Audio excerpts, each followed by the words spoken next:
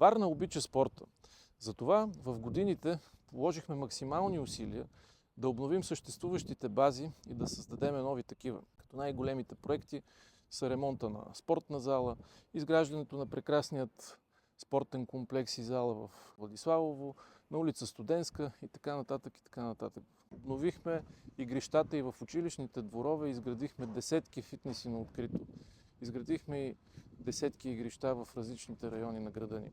Освен това, предоставяхме спортните бази на над 120 клуба безплатно, покривайки включително и режийните им разходи. За съжаление, в последните 2 години, въпреки безпрецедентната помощ от държавата за проекти, спортната общност не получи абсолютно нищо. Представете ли си колко спортни бази можеха да бъдат изградени с 200 милиона, които Коцев загуби като подкрепа от държавата?